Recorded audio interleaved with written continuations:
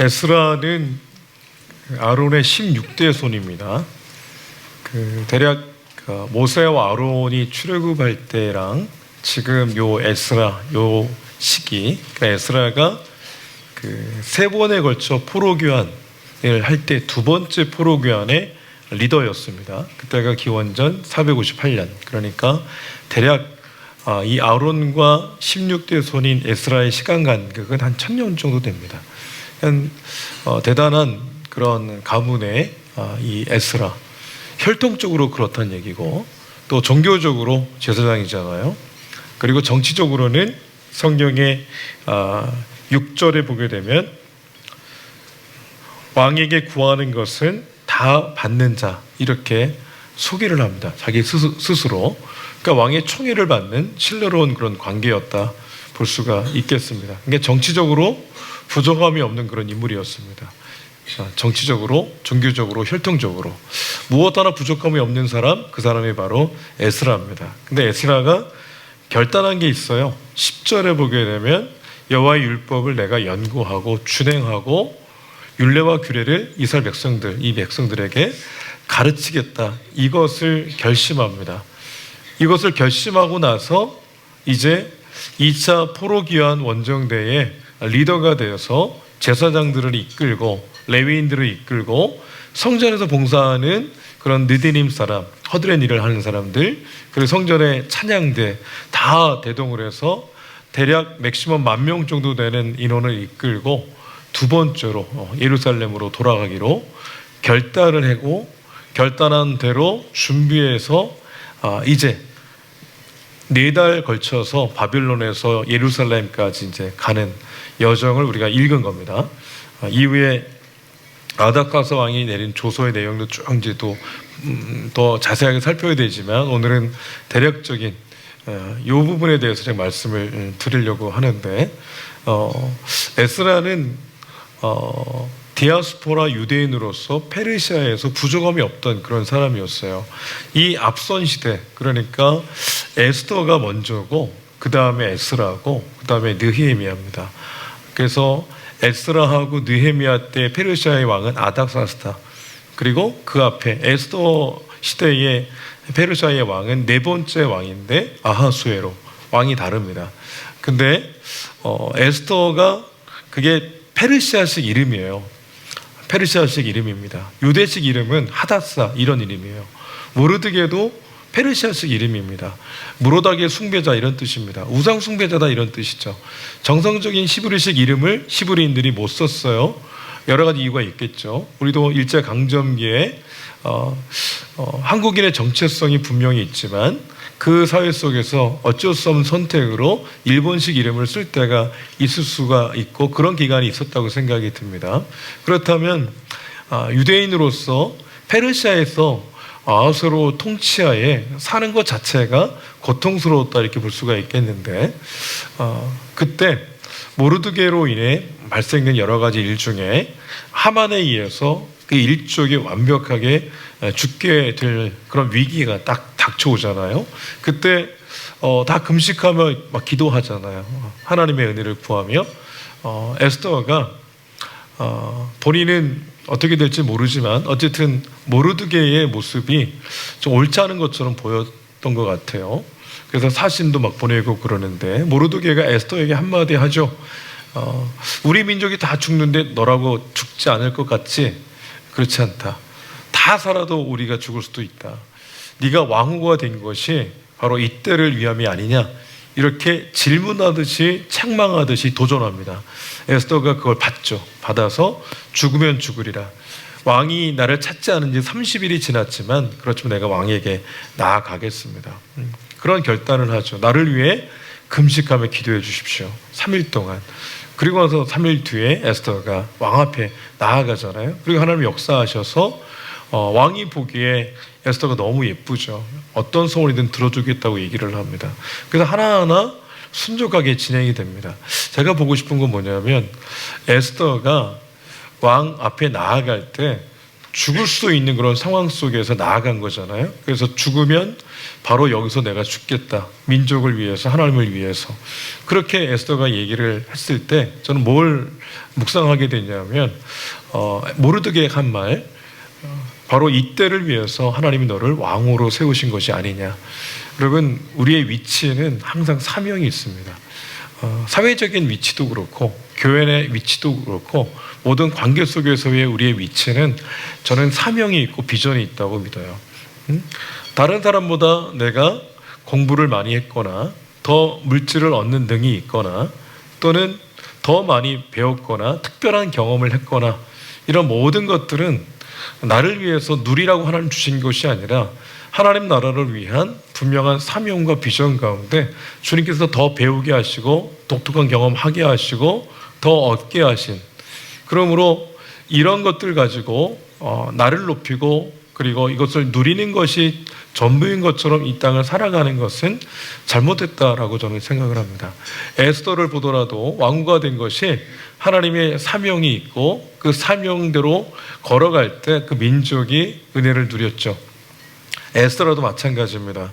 혈통적으로, 종교적으로, 정치적으로 그는 페르시아에 있는 게 훨씬 행복한 길을 걸어갈 수 있는 그런 상황이었습니다. 근데 결심합니다.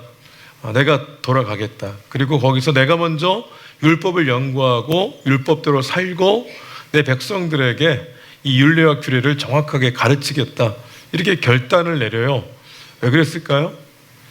그에게 보여진 게 있기 때문에 그렇습니다. 보여진 게. 뭐가 보여줬냐면 첫 번째 포로 귀환한 분들이 스룹바벨 성전을 지었어요. 성전을 짓다가 중도에 멈추죠. 16년 걸렸어요. 그 멈춘 기간이. 페르시아의 세 번째 왕이 다리오 왕이었는데 다리오 왕이 하나님께서 그를 통해서 성전을 재개할 수 있도록 합니다. 그때 등장시킨 이 선지자가 학계 스가랴 같은 그런 선지자들이었어요. 성전은 이제 그래서 지어졌습니다.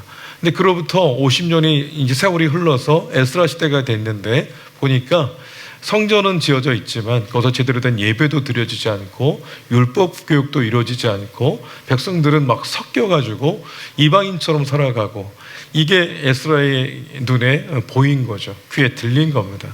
그래서 그는 결심합니다. 내가 가서 율법을 제대로 갖추리라.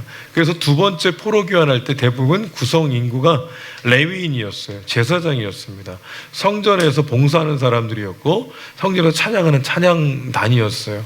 그 분들이 두 번째 포로 교환의 구성 인원들입니다. 에스라가 그렇게 했던 이유는 우리 민족은 하나님 택한 백성인데 하나님의 택한 백성답게 살아가지 못하는 거예요. 성전은 있지만 성전에서 제대로 된 예배가 드려지지 않고 찬양대도 있지만 제대로 된 찬양이 올려드려지지 않고 있고 율법은 분명히 있지만 율법 교육이 제대로 이루어지지 않아서 백성들은 율법을 잘 몰라서 이방인들과 섞여서 혼합돼서 그렇게 살아가고 있는 그 모습이 한탄스러운 거예요. 같은 백성 입장에서 아론의 16대 손인 제사장 입장에서 그게 그냥 두고 볼 일이 아니었던 거예요. 뭔가 하고 싶은 그런 마음이 생겼어요. 이 백성을 위해서, 하나님의 백성을 위해서.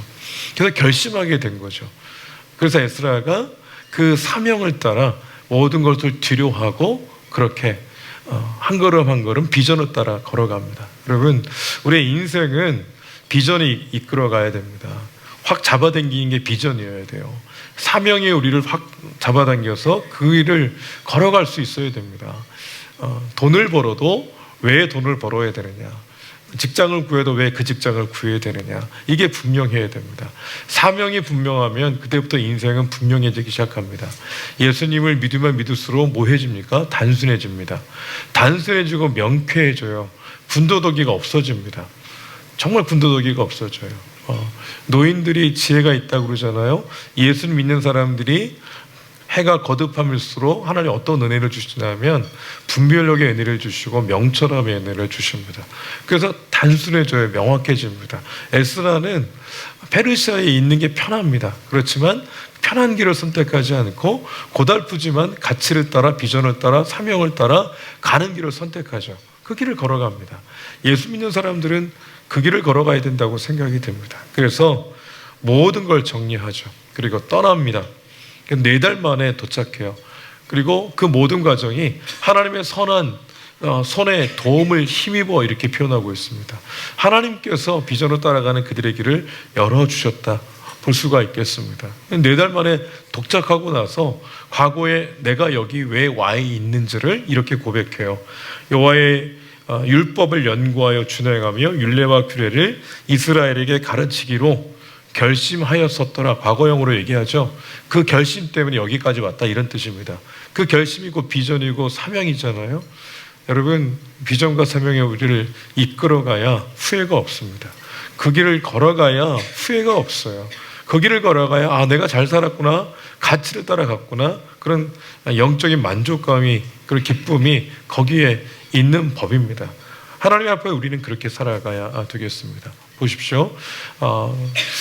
애굽 땅을 이제 탈출한 그런 탈출한 세대가 광야에서 다 죽었잖아요. 불평불만하고 원망해서 결국 다 죽었는데, 그들이 40년 동안 광야에서 죽어갈 동안 뭐 했습니까? 애굽에 탈출할 때 미성년자였던 그 자녀들, 그리고 광야에서 태어난 사람들 말씀 가르쳤어요.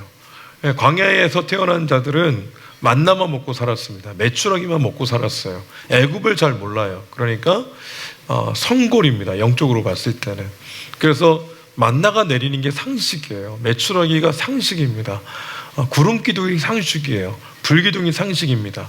하나님의 은혜와 역사가 당연시 여겨지던 그런 세대가 만나 세대였어요. 만나를 먹고 자란 세대. 근데 그 세대는 믿음이 있던 세대였어요. 그래서 그 세대가 아버지 어머니가 다 죽고 나서 이제 가나안 땅에 들어가잖아요. 열심히 정복 전쟁하죠. 그리고 정착했어요. 그런데 그들이 다 죽고 나서 전혀 다른 세대가 등장하기 시작했어요. 성경에서는 하나님도 모르고 하나님의 놀라운 역사도 전혀 모르는 그런 전혀 다른 세대가 등장했다 이렇게 기록을 합니다. 사사기 2장 7절과 10절에서는 그렇게 표현하고 있는데, 그게 뭡니까?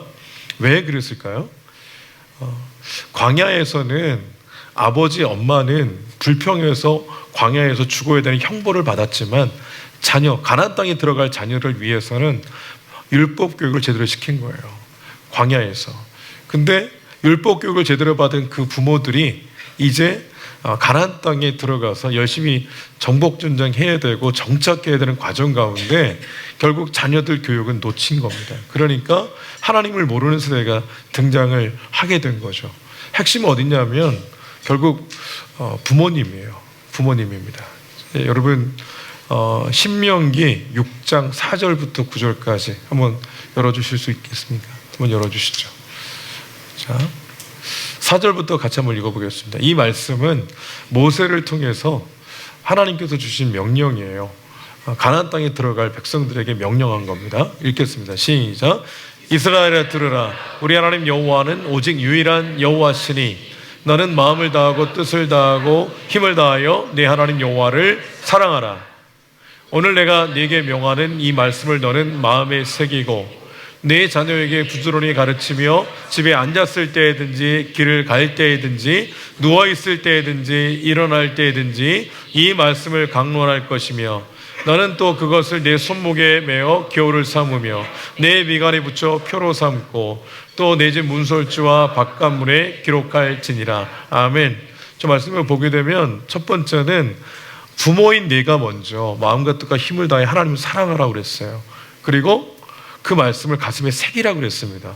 그리고 나서 자녀에게 말씀을 가르치라고 그랬어요. 집에 있을 때든지 밖에 있을 때든지 앉았을 때든지 일어날 때든지 출입할 때라든지 계속해서 말씀을 강론할 것이며 그랬어요. 잔소리로 들릴 것 같지만 계속해서 말씀을 가르쳐야 된다고 그렇게 얘기했습니다. 근데 저것을 모세가 신신당부했지만 그들은 실패한 거죠. 저렇게 하지를 못했습니다. 그래서 다른 세대가 오게 되고 다른 세대가 등장했다는 것은 하나님께서 그들을 심판할 수밖에 없는 그런 구조로 흐름으로 이어지는 것을 보게 됩니다. 여러분, 부모님은 있잖아요. 자녀를 선택하지 않습니다. 자녀도 부모님을 선택하지 않습니다. 부부는 어찌 보면 서로 주께서 주신 사랑하는 마음을 가지고 선택을 하게 돼요. 섭리 가운데. 근데 부모와 자식 관계는 그렇지 않습니다. 하나님께서 왜 나를 그 부모님 아래에서 자라게 하시고 부모인 나에게 그 자녀를 주셨을까? 주님께서 부모인 제게 주신 감동은 뭐냐면 부모는 첫 번째 교사이고 첫 번째 스승인 거예요. 부모이면서 동시에 스승입니다. 첫 번째 스승은 부모예요. 부모가 해야 될 것은 사랑을 줘야 되겠지만 기본적으로 아이들이 성년이 되기 전까지 뭘 줘야 되냐면 평생도록 붙들고 가도 괜찮을 가치를 심어줘야 됩니다. 평생도록 이걸 가치를 붙들고 가면 흔들리지 않을 수 있는 그런 가치, 그런 진리, 그걸 가슴에 새겨주는 역할이 부모의 역할이라고 저는 그렇게 믿습니다. 부모는 첫 번째 교사하고, 그래서 모세를 통해 하나님께서 그렇게 말씀하신 거예요. 부모인 내가 먼저 가슴에 말씀을 쫙 새겨서 그 새겨진 말씀을 내 자녀의 가슴에도 새기는 길을 걸어가야 된다는 것을 계속해서 도전한 거예요. 도전한 겁니다. 그리고 교회에서도 역시 이것이 너무 중요하잖아요. 공동체적으로 이스라엘 백성들에게 명령한 것이지 각 가정마다 따로따로 별도로 명령한 게 아니에요. 오늘 공동체적으로 우리에게 명령한 것이고 각 가정마다 이것이 적용되어야 됩니다. 교회에서 저는 가장 중요한 게, 그래서 이 차세대들을 위한 사역이 참 중요하다고 생각이 듭니다. 기회가 사실은 조금 지나면 없어져 버려요. 어른들은 어찌 보면 계속해서 기회가 더 있다고 생각이 들어요. 한 교회 안에서 보면. 근데 자녀들은 때가 되면 떠나보내야 되는 그런 한계가 있습니다. 떠나보내기 전까지 그 아이를 평생도록 달려가도 괜찮을 진리 가운데 바로 서게 하는 그 훈련을 지속적으로 해야 된다는 것을 말씀을 드립니다. 그래서 에스라도 10절에 보게 되면 먼저 자신에게 적용하잖아요. 여호와의 율법을 연구하여 준행하며, 자기가 먼저 하겠다는 거예요.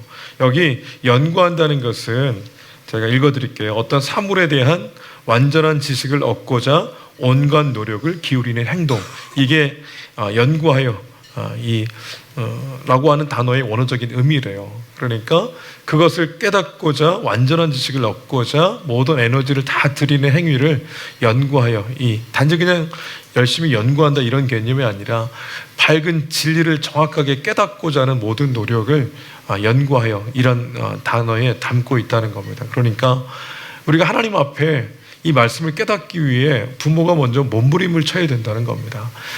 영적인 세계를 밝게 알고자 몸부림 쳐야 된다는 거예요. 하나님 말씀, 그러므로 저와 여러분이 붙드셔야 됩니다. 자녀에게 먼저 이야기하기 전에 우리가 먼저 붙들어야 되는 거예요. 준행한다는 것은 결국 내가 깨달은 그 말씀을 붙들고 그 말씀을 따라 걸어가는 걸 얘기를 하잖아요. 잘못된 사상이 들어갔을 때, 그리고 그것을 준행할 때 얼마나 위험하고 무섭습니까? 하나님 안에 저와 여러분이 무장되어야 될 것은 진리로 무장되어야 됩니다. 하나님 말씀, 그래서 붙들어야 됩니다. 에스라가 학자였어요. 학자는 쇼페를 그래가지고 이것은 석유관을 얘기합니다. 포로기 이전까지는 석유관은 필사하는 일이 주된 역할이었어요. 왕궁의 문서를 보관하는 게, 정리하는 게 주된 역할이었어요. 근데 포로로 잡혀간 이후에 석유관들은 뭐 했냐면 율법을 필사하고 율법을 해석하고 가르쳤어요. 그러니까 율법 박사예요, 에스라는. 근데 공부할 필요가 없을 것 같은데 그는 내가 결심한 거예요. 내가 먼저 연구하고, 그리고 내가 말씀대로 살아가고 결단한 겁니다. 하나님 앞에서. 그리고 나서 율례와 규례를 가르치기로 결심합니다. 여기서 율례는 호크, 이런 히브리어를 쓰는데 무슨 뜻이냐면 새기다, 초성화를 그리다, 바뀔 수 없는 진리를 가슴에 새기다, 이런 의미를 담고 있습니다. 헌법이 있잖아요. 헌법 정신에 근거한 법이 있고, 그러니까 여기 율례라고 하는 것은 결국 헌법과 같은 겁니다. 규례는 그것이 어떻게 구체적으로 적용되어 가는가, 그런 기준을 얘기하는 것이고, 보십시오. 마음과 뜻과 힘을 다해 하나님을 사랑하십시오. 이것은 알겠어요. 근데 구체적으로 그게 어떤 거냐, 이런 문제가 생각이 드잖아요.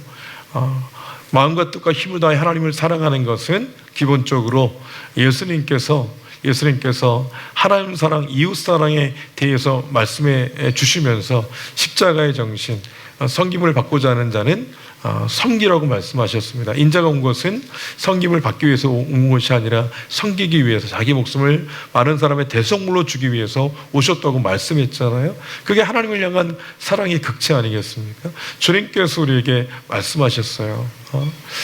이웃사랑에 대해서도 구체적으로 예수님께서 말씀하신 것은 누가 오리를 가고자 하면 십리를 동행하라 그랬습니다. 오른손이 한 것 왼손이 모르게 하라고 그랬습니다. 예수님이 말씀하신 사랑의 구체적인 규례들이 있어요. 그러니까 하나님 말씀대로 살아가는 것은 어떤 것인지를 에스라는 정확하게 가르치겠다, 이런 결심을 한 겁니다. 여기 가르치기로라고 하는 이 단어의 의미는 뭐냐면 훈련시키다, 익숙하게 하다, 숙달시키다, 이런 의미가 있어요. 그러니까 오늘날 우리식으로 표현하면 체질화시키겠다, 습관화시키겠다. 말씀이 체질화되고 말씀이 습관화되면 굉장히 무섭습니다. 자, 사무엘상 17장에 보게 되면 다윗이 등장하죠. 골리앗과 전쟁을 해요. 골리앗을 이깁니다. 근데 골리앗과 전쟁하기 전에 어떤 장면이 있냐면 이 다윗이 골리앗이 하나님을 비방하는 소리를 듣고 저렇게 하나님 비방하는 자를 그냥 내버려둘 수 없다, 나를 보내달라고 막 그렇게 얘기를 할 때 사울에게 귀에 들어갑니다. 다윗에 대한 이야기가. 사울이 오라고 해요. 그래서 사울이 자신의 노투구, 갑옷, 그리고 자신의 칼 다 내줍니다. 다윗이 실제로 그것도 입어봐요. 써보고 칼 들어봅니다. 근데 성경에 보면 이렇게 기록되어 있어요. 한번 열어줄 수 있을까요? 사무엘상 17장 39절입니다. 자, 읽어보겠습니다. 시작.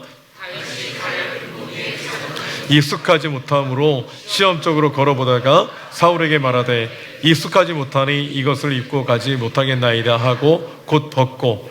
자, 저기 갖고 있는 영적인 그런 교훈이 있어요. 뭐냐면 사울은 이미 하나님의 영이 떠난 사람이에요. 기름 부음은 누구한테 갔냐면 다윗에게 갔어요.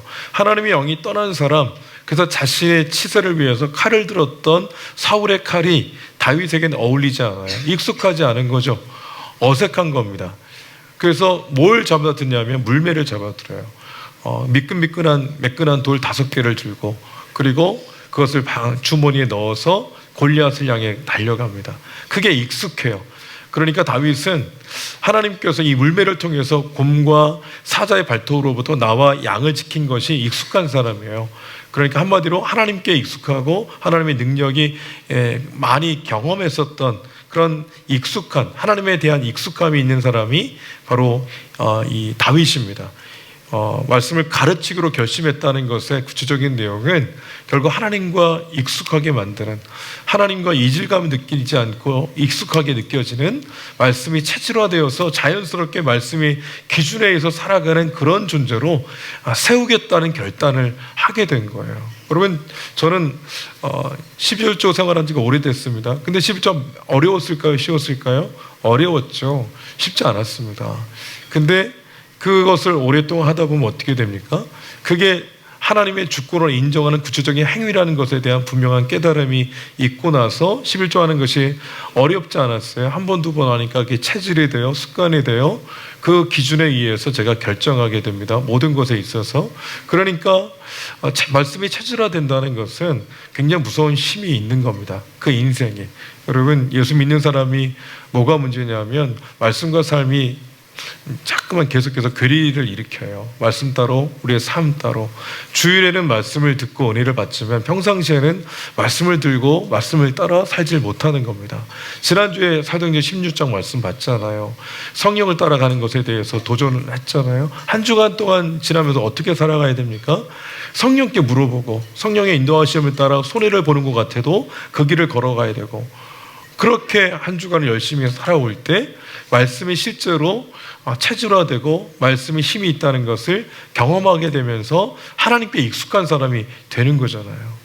여러분, 오늘 10명의 아이들이 졸업했는데 통계에 의하면 그 가운데 7명은 교회 안 나간대요. 요즘에. 그러니까 대학 가면 교회를 안 나가는 거예요. 예배를 안 드리는 거죠. 10명 중에 7명, 8명은. 왜 그럴까요? 왜 그러냐 하면 경험한 적이 없기 때문에 그래요. 주님을 만나본 적이 없어요. 예수님이 나의 구원자라고 하는 것이 믿어져야 되는데 믿어지지 않을 뿐만 아니라 내 기도에 하나님 응답하신 기도 응답의 경험도 없고, 예배 가운데 뜨거운 주님을 만나는 경험도 없고, 그러니까 멀리 있는 거죠. 책 속에 있는 거예요. 하나님 책에 갇혀 있는 거예요. 그러니까 떠나면 예배 자리를 멀리 하니까 주님을 만날 기회가 계속해서 줄어듭니다. 그래서 우리가 언젠가는 떠난 아이들을 위해서 우리가 해야 될 일은 그 아이들이 평생 가져갈 진리가 분명한 아이가 될 수 있도록 우리는 체질화시키는 작업을 지금도 계속해서 해 나가야 된다고 생각이 듭니다.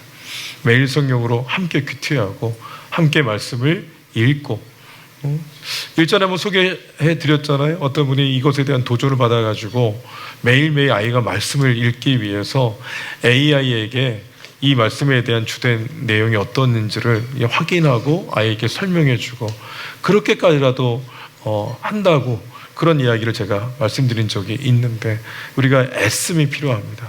우리가 최선을 다해서 가치를 따라가야 되는데, 지금 우리에게서 가장 중요한 가치는 다음 세대를 위해서, 차세대를 위해서, 다음 시대를 위해서 우리가 할 수 있는 최고의 가치는 뭐냐면 진리를 심어주는 겁니다. 그 가치 기준이 분명한 아이로 우리가 계속해서 기도할 뿐만 아니라 구체적인 방법을 통해서 그렇게 키워가야 됩니다.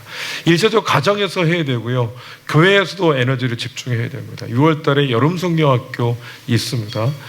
유아 유치부, 유년부, 초등부가 여름 성경학교를 진행하는데, 여름 기간에 특별히 시간을 정해서 말씀을 가르치는 거잖아요. 그거 우리가 왜 합니까? 여기 계신 선생님들이 많이 계신데요, 우리 교회 학교에 80명의 교사가 있습니다.